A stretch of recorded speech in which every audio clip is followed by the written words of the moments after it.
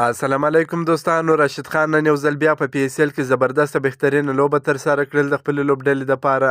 یقینا نن یو ځل بیا ډېر ښه وځلېدی. د پاکستان سوپر لیګ په اتم پړاو په نننۍ لوبه کې راشد خان د خپلې لوبډلې لپاره په 3 اورونو کې یوازې 8 منډې ورکړې، 2 مهمې ویکټ یې واخیستلې.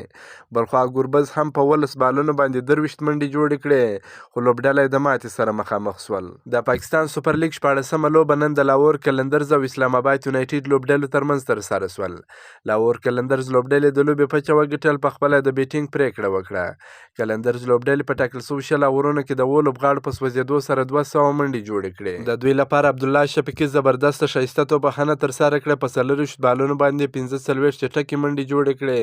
فخر زمان هم په 23 بالونو باندې 14 منډې جوړې کړې. بیلینګز هم په 23 بالونو باندې 13 منډې جوړې کړې. بلخوا راشد خان هم په 12 بالونو باندې 18 منډې جوړې کړې. 2 څلوریزې یوه شپږیزه په بیټینګ شامله وه.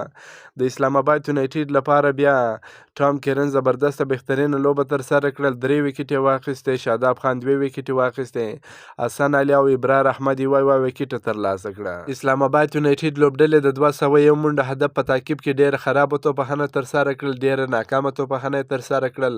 په 14.15 اورونو کې خپل ټول لوبغاړي د لاسه ورکړل، یوازې 9 منډې جوړې کړې چې ډېر ناکامه بیټینګ یې ترسره کړ. د دوی لپاره رحمان الله ګوربز تر ټولو ډېرې په 19 بالونو باندې 23 منډې جوړې کړې، 2 څلوریزې یوه شپږیزه په بیټینګ شامله وه. کولین منرو 18 منډې جوړې کړې، ټام کیرن 10 منډې جوړې کړې. د لاهور قلندرز لوبډلې لپاره په بالینګ کې ډیوډ ویسا ډېر ښایسته خوندور بالینګ ترسره کړ. په 3 اورونو کې یوازې 19 منډې ورکړې، 3 مهمې ویکټ یې واخیستې. راشد خان نن تاریخي او اقتصادي بالینګ ترسره کړ، په 3 اورونو کې یوازې 8 منډې ورکړې، 2 مهمې ویکټ یې واخیستې. سکندر رضا په 1.15 اورونو کې 6 منډې ورکړې، 2 ویکټ یې واخیستې. حارث رؤف او زمان خان یوه ویکټ ترلاسه کړه. لاهور قلندرز لوبډلې دغه لوبه په 110 منډو وګټل. که مو دا ویډیو خوښه شوې درسره لایک کړئ، د خپلو ملګرو سره هم شیر کړئ. د نور تازه معلوماتو لپاره هم زموږ سره اوسئ. تر بلې ویډیو پر د الله په امان.